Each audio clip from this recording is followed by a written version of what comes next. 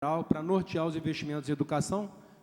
Acredito que já há aproximadamente 2 anos essa participação minha, e vim acompanhando semana após semana, mês após mês, a sua tramitação.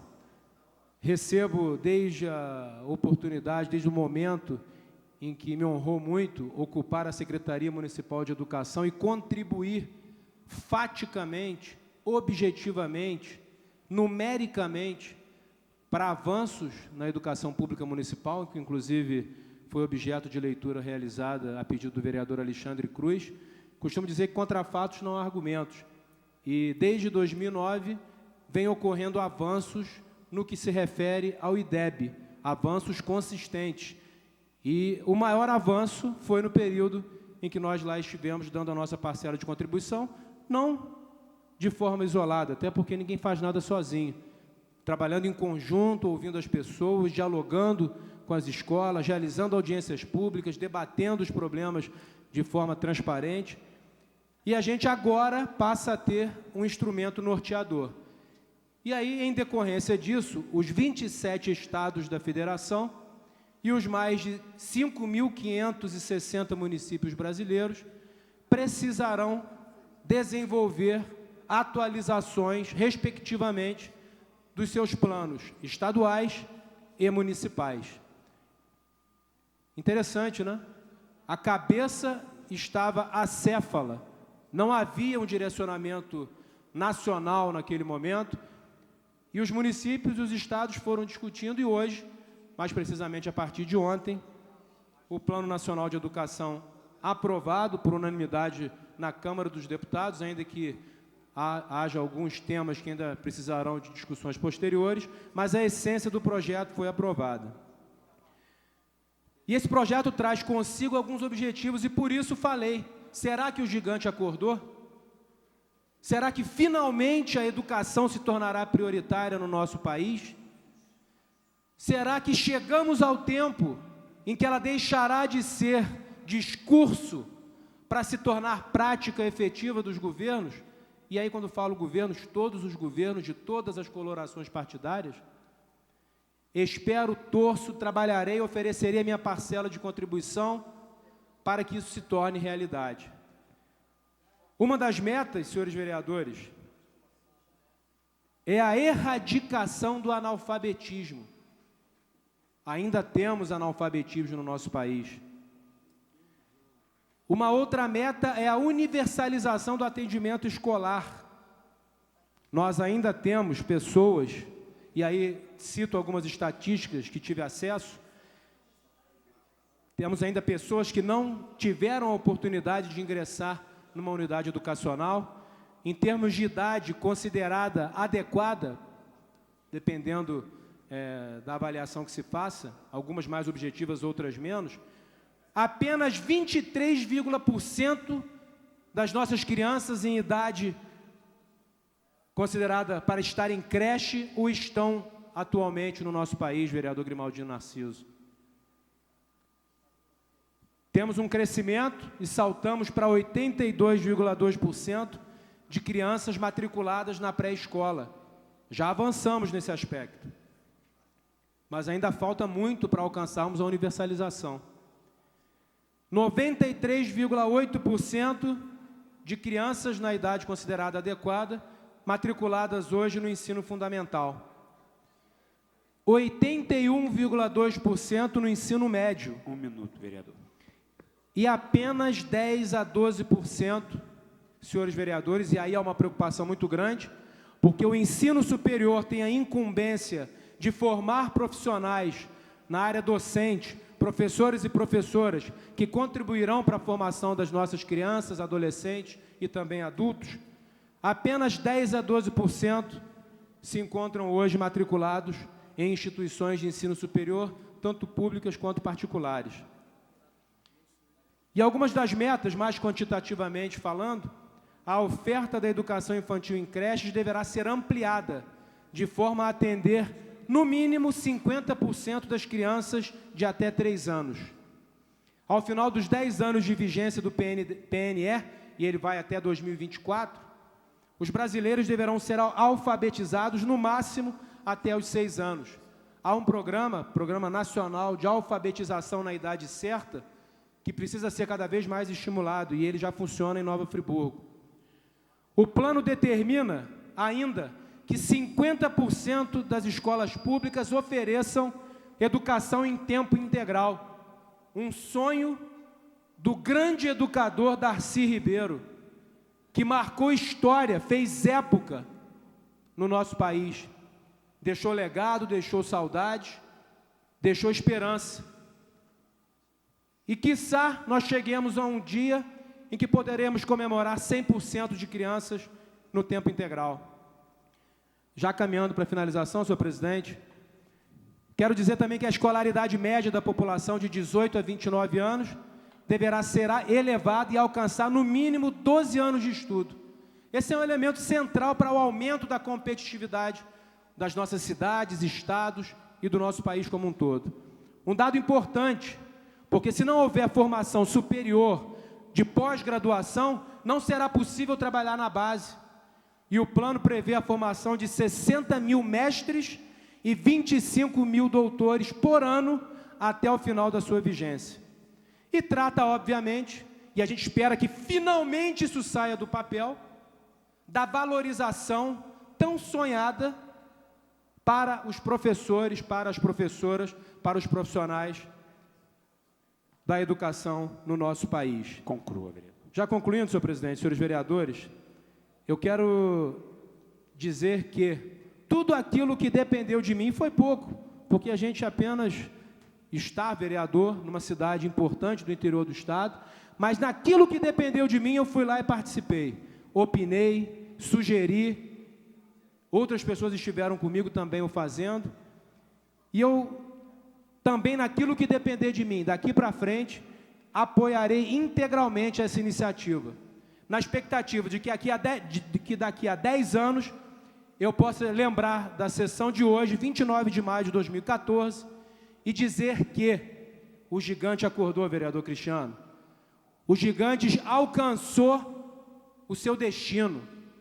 O gigante se tornou um dos países mais desenvolvidos economicamente e de menor desigualdade social, que ainda não é a nossa realidade. E termino, senhor presidente, na linha do que falaram alguns parlamentares, citando Montesquieu: a injustiça que se faz a um é a ameaça que se faz a todos. Muito obrigado, senhor presidente. Pois não, vereador. Próximo vereador inscrito seria o vereador Chico, que me parece que não se encontra no plenário. Então, passo a palavra ao ilustre vereador Cristiano Huguenin. Vossa Excelência também dispõe de até 5 minutos, com uma tolerância, como aconteceu com os demais parlamentares. Obrigado. Senhor presidente, senhores vereadores, senhoras e senhores, pessoal que nos assiste aí pela TV Câmara, boa noite a todos. Senhor presidente, hoje, antes de entrar no tema, que eu vou falar um pouco aqui a respeito da segurança na nossa cidade, aproveitar a fala do vereador Gabriel e corroborar também a questão do itinerário do micro-ônibus de São Cristóvão. Também fui procurado pela comunidade, encaminhei um ofício à empresa e a gente está querendo saber o motivo dessa, porque fica muito fora de mão, né? Antes ia na Vilagem, aí é tudo o mesmo itinerário, resolve o problema. E também o vereador Samuel, que fiz também um requerimento para a empresa com relação a esse fato do micro-ônibus lá de Santa Luzia e no loteamento Fuli, em Muri. Hoje parece que o que está indo é o ônibus que vai para Macaé de Cima e o ônibus que vai lá para Santa Luzia parece que está indo já direto. Mas, senhores vereadores, senhoras e senhores, hoje eu tive aprovado aqui na casa um projeto de sessão específica para debater sobre a segurança pública em Nova Friburgo, dia 24 de junho, às 9 horas da manhã, nesta casa. E falar da segurança, não só da questão da violência urbana, com relação aí a assaltos, com relação a furtos, tráfico de droga, roubos, essa coisa toda. Não só, também, e principalmente com relação à segurança no trânsito dessa cidade.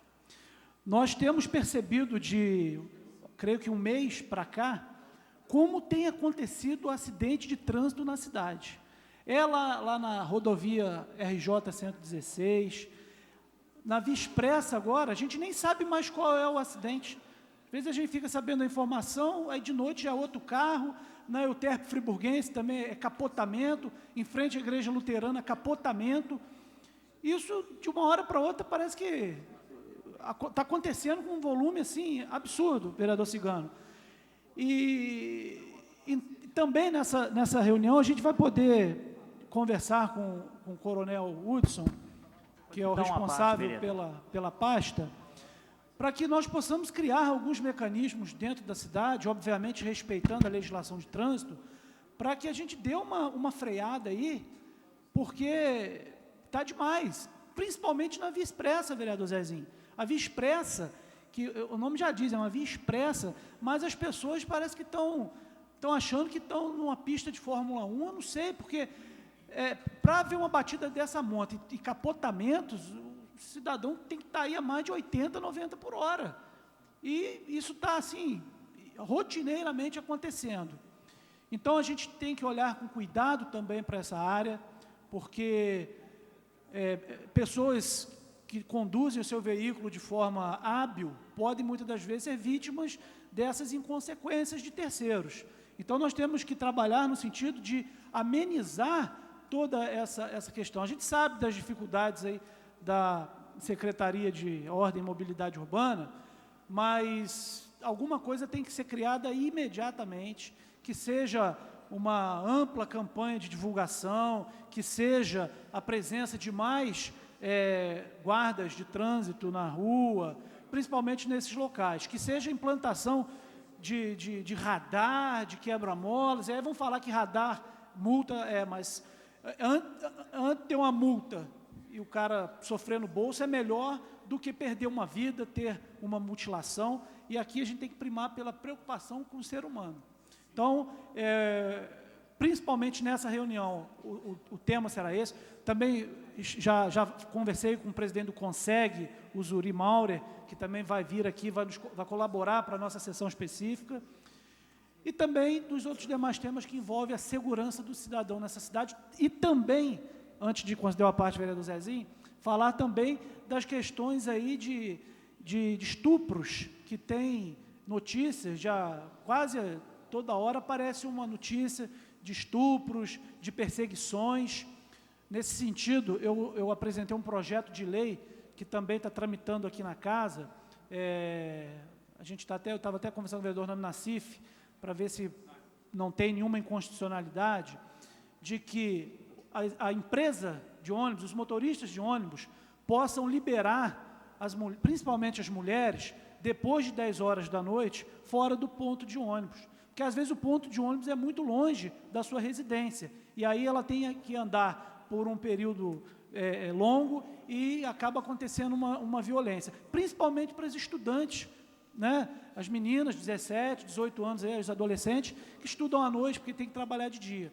Então, a preocupação é essa. Nós não podemos deixar que Nova Friburgo fique marcada novamente na mídia, a todo instante, com estupros, com assaltos, com tráfico, com acidentes de trânsito, que tudo isso faz parte de um contexto da segurança pública. Vereador Zezinho. Vereador, primeiro te saudar pela iniciativa dessa audiência. Ela vem num momento muito oportuno, necessário, até pela que o senhor acabou de colocar, a quantidade de acidentes na cidade. Mas a Via Expressa agora virou um desespero.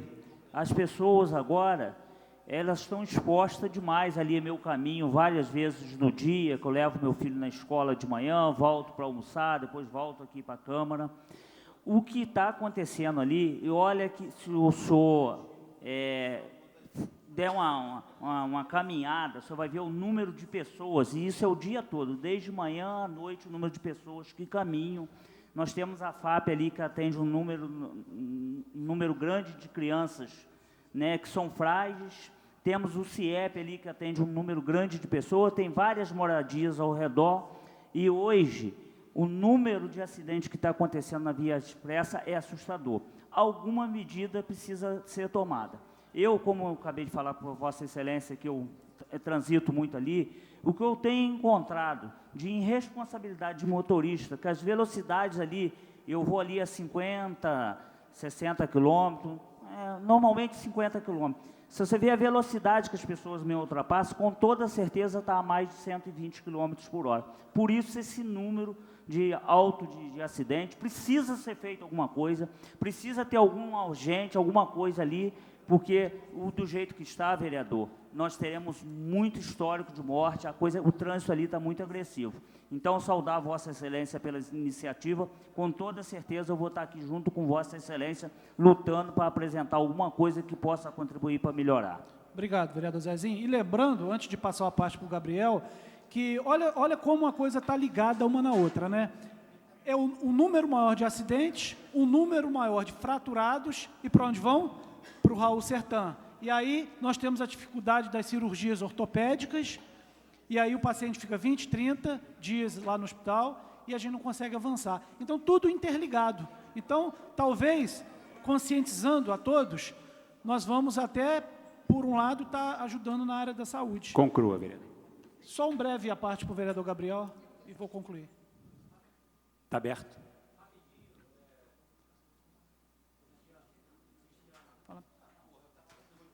Rápido, só para completar e te parabenizar por essa iniciativa e dizer que você tem os seus familiares todos que moram ali no Ouro Preto, onde eu moro, realmente virou um inferno aquilo ali.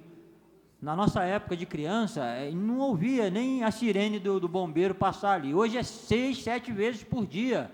Então, eu acho que Vossa Senhoria deveria convocar também, convidar, né, o coronel João Luiz Moraes, do Corpo de Bombeiros, que é uma pessoa do bem, e ele com certeza vai comparecer a essa audiência e vai acrescentar muito a essa audiência. Com certeza, vereador. Só fazendo uma correção, na minha época de criança, com certeza eu escutei muito sirene, mas, até porque nós não somos contemporâneos, né? Mas fica aceita, vou conversar com Vossa Excelência para nos ajudar na confecção dos convites, porque, de fato, nós temos que fazer alguma coisa pela preservação da vida. Lembro, vereador Gabriel, da minha infância, quando morava em Rio Grandina e passava ali de ônibus, que a RJ 116, ali na altura de Duas Pedras, a Conselheiro, era quebra-mola um atrás do outro. E aí o trânsito era mais calmo. Aí tirou tudo, inclusive perto de São Cristóvão, ali onde o pessoal desce, tinha um quebra-mola e facilitava a travessia, hoje não tem mais. Mas, senhor presidente, obrigado à tolerância, obrigado às partes, tenham todos uma boa noite. Pois não, vereador. O próximo vereador e último orador dessa noite, vereador Cláudio Damião. Vossa Excelência também dispõe de até 5 minutos, com a tolerância cedida aos demais pares na noite de hoje. Não gostei, não.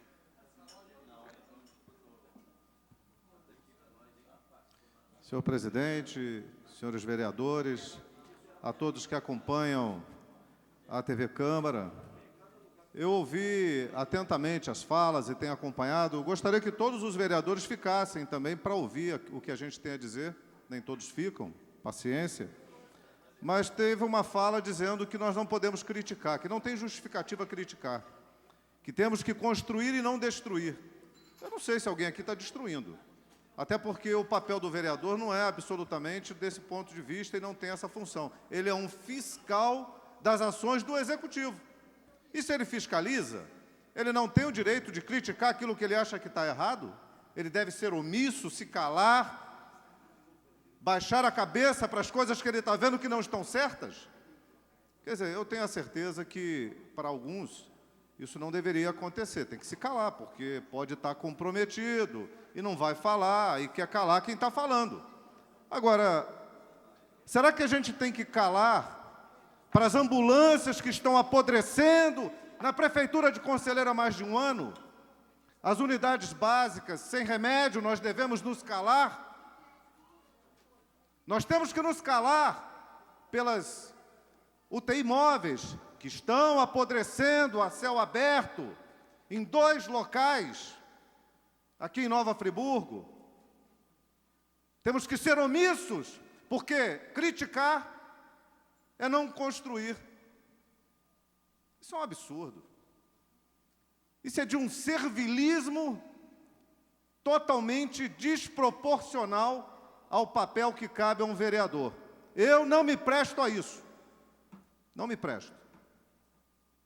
Vou ser crítico ao que tem que ser crítico. Eu sou fiscal.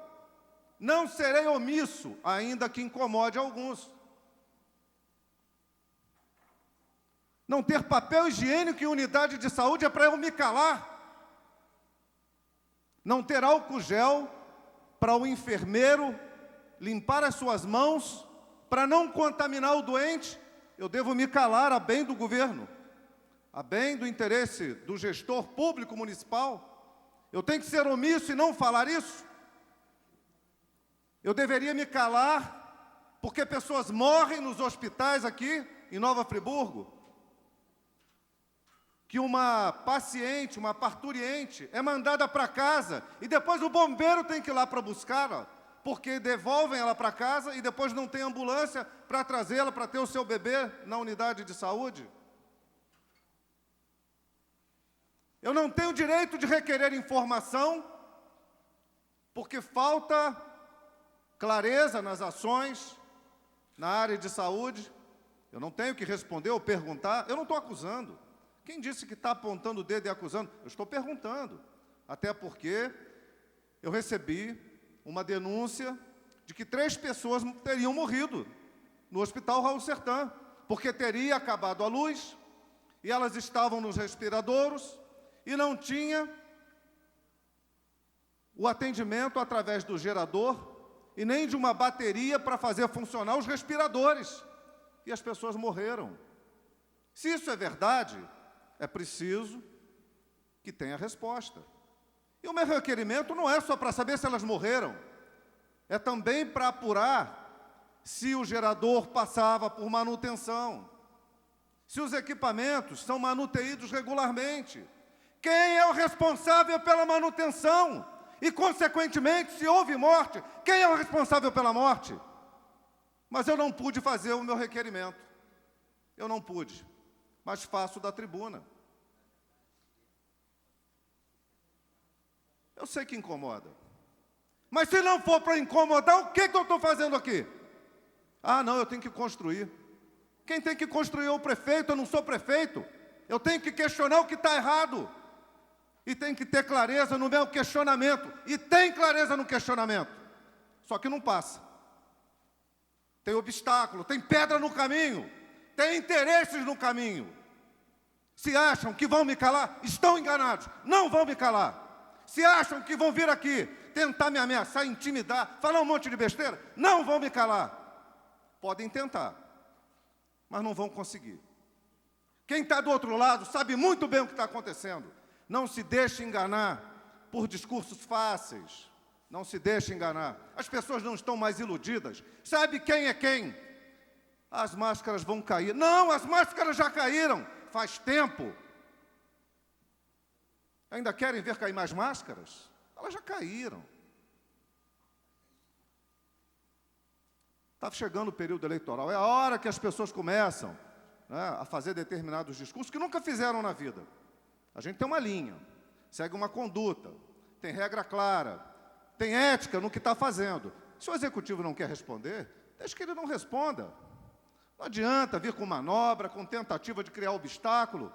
Se você não faz de um jeito, faz de outro. Eu vou encaminhar para o Ministério Público. Isso é preciso ser apurado. Agora, eu não estou dizendo que é responsabilidade de A ou de B.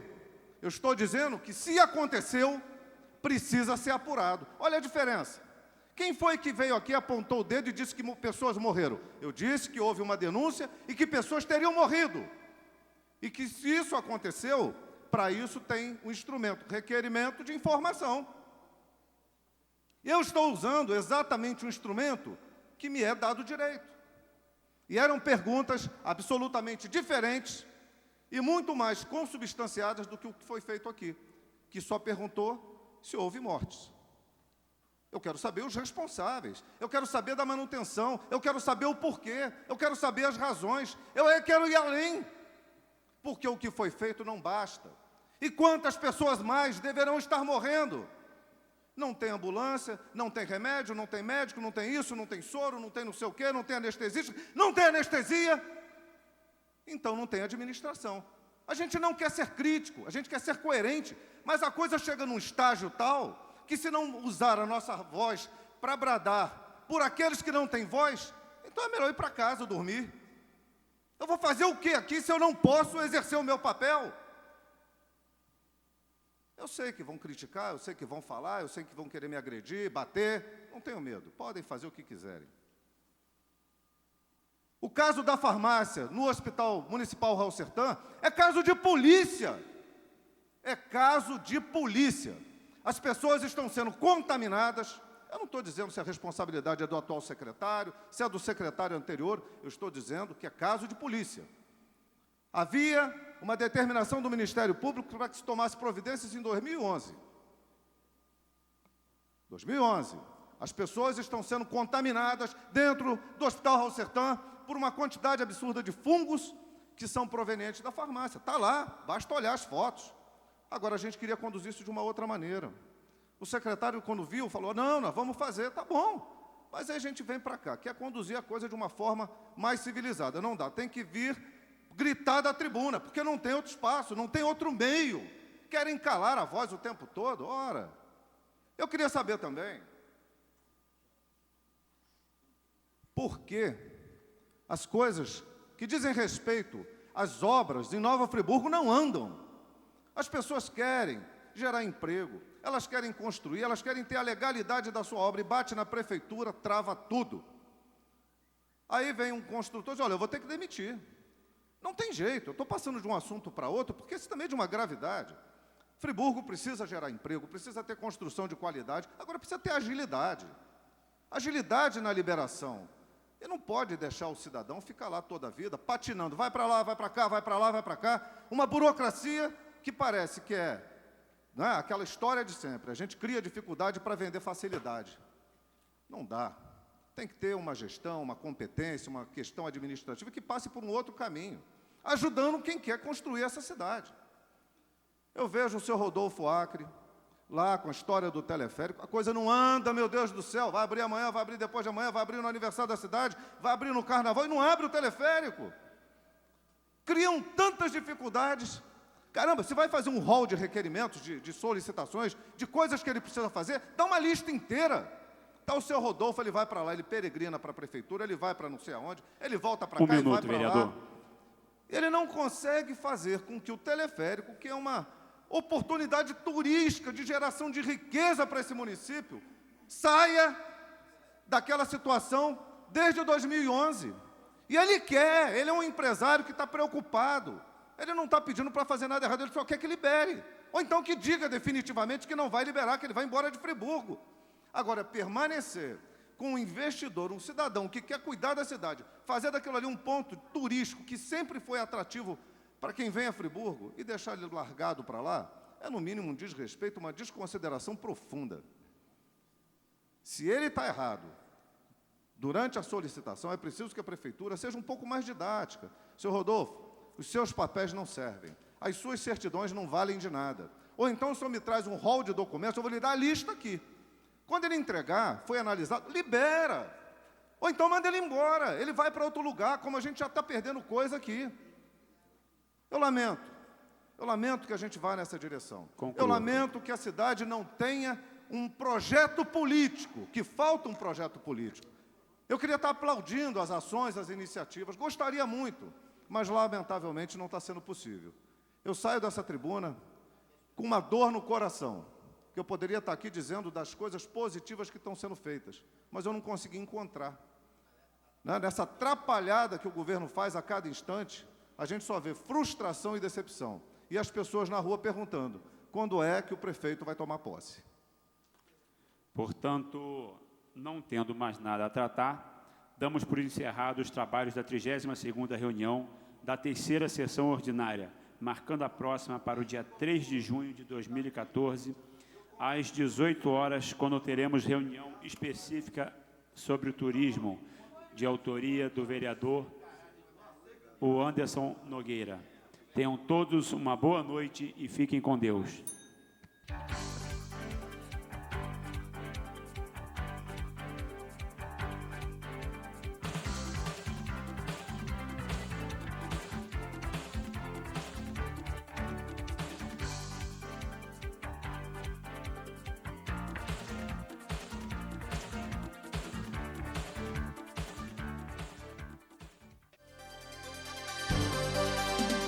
TV Zoom, o melhor canal de Nova Friburgo.